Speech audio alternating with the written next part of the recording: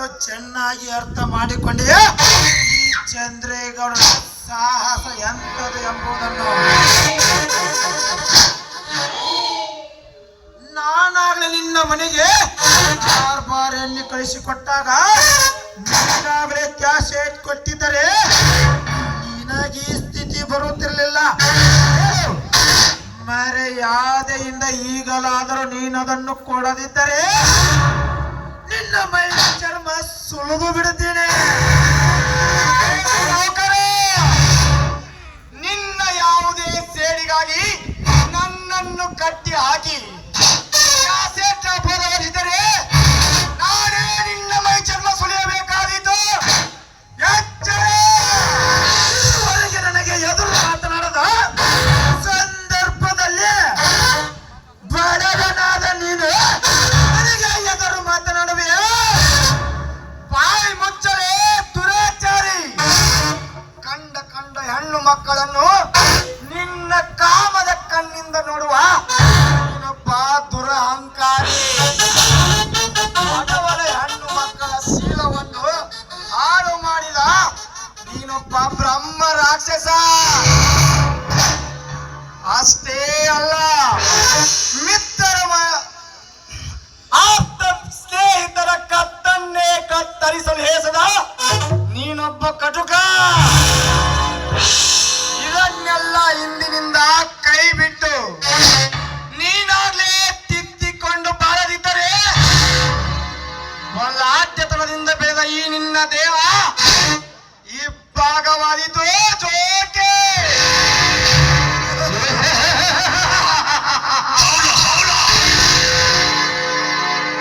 ಕಟ್ಟಿ ಹಾಕಿಸಿಕೊಂಡು ನೀರಿಗೂ ಸಹ ಗತಿ ಇಲ್ಲದೆ ನರಳೆ ಸಾಯುವ ನೀನು ನನ್ನ ದೇಹ ಹಿಂಭಾಗ ಮಾಡುವೆ. ಈಗಲೇ ನಿನ್ನ ದೇಹವನ್ನು ತುಂಡಾಗಿ ಕತ್ತರಿಸಿ ನರಿ ನಾಯಿಗಳಿಗೆ ಹಾಕಿ ಬಿಡ್ತೀನಿ. ಮಾತುಗಳಿಗೆ ಹೆದರಿ ಹುಚ್ಚನಾಗುವ ರಣ ಹೇಳಿಯಲ್ಲ ಈ ಭೀಮಾ. ನೀ ಮಾಡುವ ಅತ್ಯಾಚಾರಗಳನ್ನು ಕಂಡು ರೈತರೆಲ್ಲರೂ ರಚ್ಚಿಗೆದ್ದು ಬೆಚ್ಚುಗತ್ತಿಯನ್ನು ಹಿಡಿದರೆ ನಿನ್ನ ದೇಹವೇ ಕೊಚ್ಚಿ ಹೋಗುವುದು ಈ ರೈತರ ಸೇಡಿನ ಸಾಗರದಲ್ಲಿ. ಬೆಚ್ಚಗತ್ತೆ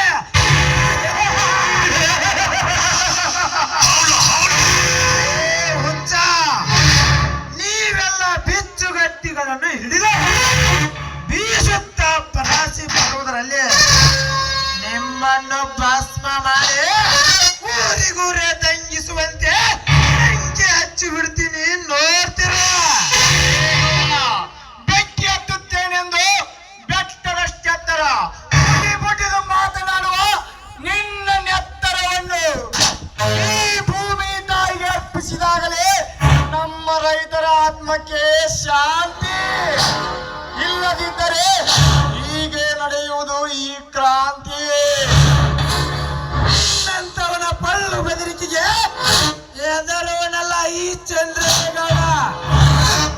ನಿನ್ನ ಒಳ್ಳೆ ಮಾತಿನಿಂದ ಕ್ಯಾಸೆಟ್ ಕೊಟ್ಟರೆ ಸರಿ, ಇಲ್ಲದಿದ್ದರೆ ನಿನ್ನ ಕುತ್ತಿಗೆಗೆ ಆಹ್ವಾನಿಸುವುದು ಕರೆಯದ ಕತ್ತೆ.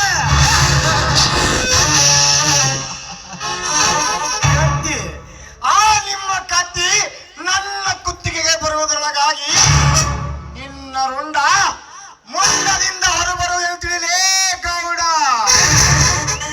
ಲೇ ಗೌಡ, ಈಗ ನೀನು ಅಧಿಕಾರ ಕಳೆದುಕೊಂಡು ಮುಂದೆ ನೀನು MLA ಆಗುವುದರೊಳಗಾಗಿ ತುಂಡಾದ ನಿನ್ನ ರುಂಡವನ್ನು ನಮ್ಮೂರ ಅಗಸಿ ಬಗಲಿ ಕಟ್ಟುತ್ತಾರೆ ನನ್ನ ರೊಚ್ಚಿಗೆದ್ದ ರೈತ ಜನ. ಅದು ನಿಮ್ಮಿಂದ ಯಾವ ಕಾಲಕ್ಕೂ ಸಾಧ್ಯವಿಲ್ಲ ಎಂದು ತಿಳಿ.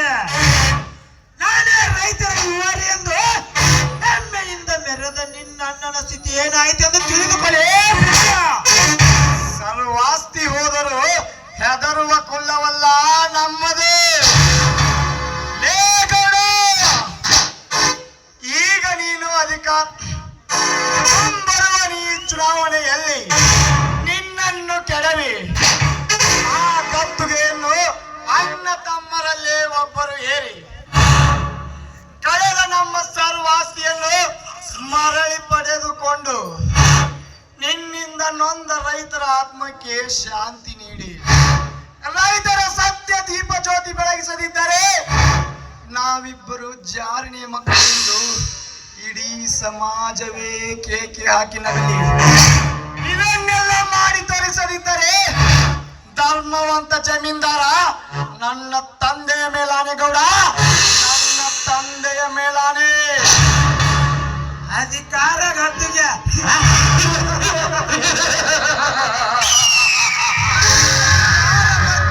ಏರುವ ಕನಸು ಕಾಣುತ್ತಿಲ್ಲೇ ಬಡವ. ತುತ್ತು ಅನ್ನಕ್ಕೂ ಗತಿ ಇಲ್ಲದೆ ಅಧಿಕಾರಿಯಾಗಿ ಸಾಯುವ ನೀವು ಚುನಾಯಿತ ಪ್ರತಿನಿಧಿ ಆಗುವೆಯಾ? ನಿನಗೆಲ್ಲೋ ಹುಚ್ಚು ಹಿಡಿದಂತೆ ಕಾಣುತ್ತಿದ್ದೇನೆ.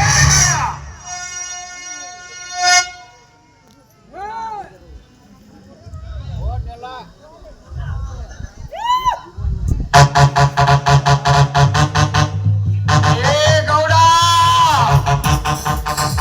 ನನ್ನ ಮೇಲೆ ಕೈ ಮಾಡುವಷ್ಟು ಧೈರ್ಯ ಬಂತೆನಲೇ ನಿನಗೆ? ಅಲ್ಲದೆ ಈ ವಿದ್ಯಾವಂತ ರೈತನಿಗೆ ತಿರುಕ ಎಂದು ಬರುತ್ತೀಯ ಮಗನೇ? ಈ ರೈತ ಬಿಸಿಲು ಮಳೆ ಚಳಿ ಅನ್ನದೆ ಬೆವರು ಸುರಿಸಿ ಕಷ್ಟಪಟ್ಟು ದುಡಿದು ನಿಮ್ಮಂತ ಅಧಿಕಾರಿಗಳಿಗೆ ಅನ್ನ ಹಾಕೋನೇ ಈ ರೈತ. ಹಗಲು ರಾತ್ರಿಗಳೆನ್ನದೆ ಕಷ್ಟಪಟ್ಟು ನಿಷ್ಠೆಯಿಂದ ದುಡಿದು ಮಹಡಿಯಲ್ಲಿ ಮಡದಿಯೊಂದಿಗೆ ಚಕ್ಕನ್ನು ಹೊಡೆಯುವ ನಿಮ್ಮಂತ ಮನೆ ಮುರುಕರಿಗೆ ಅನ್ನ ಹಾಕುವನೇ ಈ ರೈತ. ಹೊತ್ತಿಗೆ ಸರಿಯಾಗಿ ಊಟ ಮಾಡದೆ ಮೈ ಮೆತ್ತಗೆ ಮಾಡಿಕೊಂಡು ಹತ್ತಿ ಜೋಳವನ್ನು ಬೆಳೆದು ನಿಮ್ಮಂತ ಹಾಲುಗಳ್ಳರಿಗೆ ಹಾಲು ತುಪ್ಪ ಉಳಿಸುವನೇ ಈ ರೈತ ಅಂದಾಗ ಮರ್ಯಾದೆಯಿಂದ ನೀನು ನನ್ನನ್ನು ಬಿಡದಿದ್ದರೆ ನಿನ್ನನ್ನು ಹೀಗೆ ಒತ್ತು ಸಾಯಿಸಿಬಿಡ್ತೀನಿ ಗೌಡ, ಹೀಗೆ ಒತ್ತು ಸಾಯಿಸ್ಬಿಡ್ತೀನಿ. ನನಗೆ ಎಚ್ಚರ. ಕರಿಯ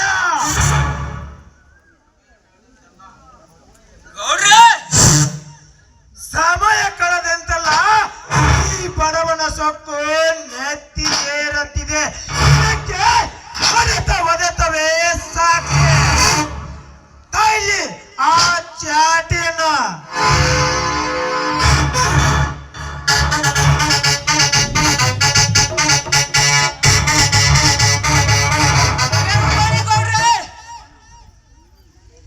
ಏನಲೇ ನನ್ನ ಕ್ಯಾಶ್ ಕೊಡದಾಗಲೇ ನನ್ನನ್ನು ಒದ್ದು ಸಾಯಿಸ್ತೀಯ? ಒದ್ದು ಸಾಯಿಸಲೇ ಬಡಕುಡಿಯೇ.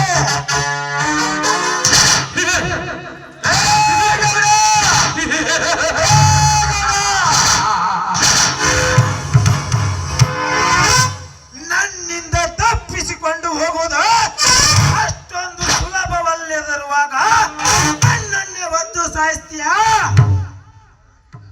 ಹಾಗೆ ಎದೆ ಬಾಯಿ ಪಡ್ಕೊಂಡು ಚುನಾಯಿತರಾದ್ಯೋ ಮಗನೇ. ಈ ಭೀಮನ ದೇಹ ಗರತಿ ಗಂಗಮ್ಮನ ಎದೆ ಹಾಲು ಕುಡಿದು ಬೆಳೆದ ಗಂಡ ದೇಹ. ಅದಕ್ಕೆ ನಿನ್ನ ಚಾಟಿ ಏಟೇಕೆ? ಮೇರು ಪರ್ವತದ ಬಂಡೆ ತಂದು ಎಸೆದರು ಗೊಗ್ಗುವುದಿಲ್ಲ ಈ ಭೀಮನ ದೇಹ.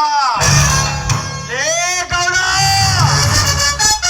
ನಿನಗೆ ನನ್ನ ಶಕ್ತಿ ನೋಡುವ ಆಸೆ ಇದ್ದರೆ ನಿನ್ನ ರಕ್ತ ನೀನೇ ನೋಡಿಕೊಳ್ಳಬೇಕಾಗಿದ್ದರೆ ಒಂದು ಸಲ ಬಿಚ್ಚಿ ನೋಡು ಈ ಹುಲಿಯನ್ನು. ನಿನ್ನನ್ನು ಕ್ಷಣಾರ್ಥದಲ್ಲಿಯೇ ಮುಗಿಸಿಬಿಡ್ತೀನಿ ಗೌಡ, ಮುಗಿಸಿಬಿಡ್ತೀನಿ. ಗೌಡ್ರೆ, ಇದಕ್ಕೆ ಯಾವ ಆಲೋಚನೆಯೋ ಮಾಡಬೇಡಿ. ತೆಗೆದುಕೊಳ್ಳಿ ಈ ಬಂದೂಕನ್ನು, ಇವನಿಗೆ ಗುಂಡು ಹಾಕಿ ಇಲ್ಲಿಗೆ ಇವನ ಕತೆ ಮುಗಿಸಿಬಿಡಿ. ಅಂದಾಗ ತೀರುತ್ತೆ ನಿಮ್ಮ ಸೇಡು. ಕರಿಯ ಬೇಡ. ಒಂದೇ ಗುಂಡಿನಿಂದ ಇವನ ಗಂಟೆದೆ ಹೊಡೆದರೆ ನಮ್ಮ ಸೇಡು ತೀರಲಾರದು. ಕ್ಷಣಕ್ಕೂ ನರಳಿ ಸಾಯಬೇಕು. ತೆಗೆದುಕೊಂಡು ಬಾ ಆ ಕಾಯ್ದ ಕಪ್ಪಿನವನ್ನು.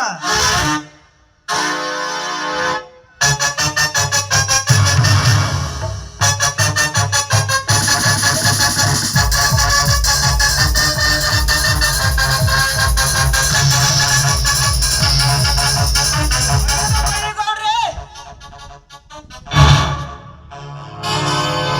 ಎಂದಾದರೂ ಒಂದು ದಿನ ಸತ್ತು ಹೋಗುವ ಈ ಪ್ರಾಣಕ್ಕೆ ಅದರಿ ಹುಚ್ಚನಾಗಿತ್ತಲೇ ಬಾಲ ಅಲ್ಲಾಡಿಸುವುದಿಲ್ಲ ಈ ಬಲ ಭೀಮ. ಸತ್ತರು ಸಂಗೊಳ್ಳಿ ರಾಯಣ್ಣನಂತೆ ಕೆಚ್ಚಲೇ ವೀರನಾಗಿ ಸಾಯ್ತೀನಿ ಹೊರತು ನಿನ್ನಂತ ಬ್ರಿಟಿಷ ಜಾತಿಯವನಿಗೆ ಎಂದೂ ಶರಣಾಗಲಾರೆ ಗೌಡ. ಶರಣು ಎನ್ನದೆ ಹೋದರೆ ನಿನ್ನ ಮರಣ ಖಂಡಿತ.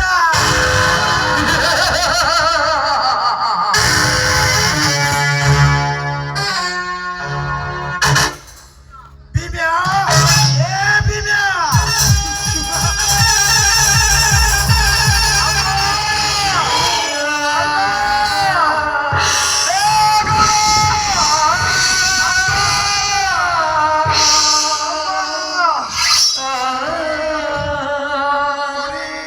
ಅಮ್ಮ ಹೋದ ನಿನ್ನ ಎತ್ತಮ್ಮ ಮತ್ತೆ ಬರುವಳೆ. ನಿನಗೆ ಅಜ್ಞಾನವೇ ಸಾಕ್ಷಿ. ಅಮ್ಮ ಅಮ್ಮ ಏ ಗೌಡ, ಇದು ಆರದ ಕಾಯ, ಹನುಮ ಶಕ್ತಿಯ ವಜ್ರ ಕಾಯ. ನಿನ್ನ ಕೈಯಲ್ಲಿ ನಾ ಸತ್ತರು ನನ್ನ ಸೇಡಿನ ಒಂದು ಕಿಡಿ ನಿನ್ನನ್ನು ಸುಡದೆ ಬಿಡಲಾರದು, ಸುಡದೆ ಬಿಡಲಾರದು. ನೀನೇ ಸತ್ತ ಮೇಲೆ ಎಲ್ಲವೂ ಸತ್ತಂತೆ. ನಿನ್ನ ಕ್ಯಾಸೆಟ್ ಕತೆ ಮುಗಿಯಿತ.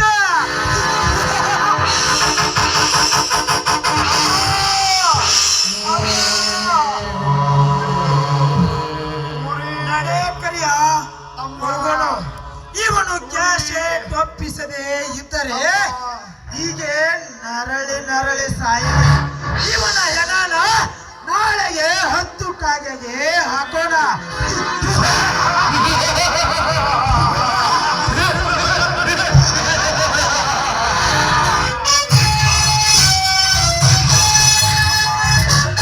ಅಣ್ಣ ಕುಮಾರ, ನೀನಾಗ್ಲೇ ಕ್ಯಾಸೆಟ್ ನೋಡು ಎಂದಿದ್ದರೆ ಅದನ್ನು ನೋಡಿ ಇವರ ಕಥೆ ಮುಗಿಸಿ ಬಿಡುತ್ತಿದ್ದೆ ಕುಮಾರ, ಮುಗಿಸಿ ಬಿಡುತ್ತಿದ್ದೆ. ಅಯ್ಯೋ ನೀರು ನೀರು ಅಮ್ಮ, ನೀರು. ಅಮ್ಮ, ಏನಿದು ನಿನ್ನ ಸ್ಥಿತಿ? ಅಣ್ಣ ಅಣ್ಣ, ನೀನು ಈ ತಮ್ಮನನ್ನು ನೋಡಲು ಬಂದಿರುವೆಯ? ಅತ್ತಿಗೆಯ ಬಂಧನದಲ್ಲಿ ಭದ್ರವಾಗಿದ್ದ ನೀನು ಈ ತಮ್ಮನನ್ನು ನೋಡಲು ಬಂದೆಯ ಕುಮಾರ?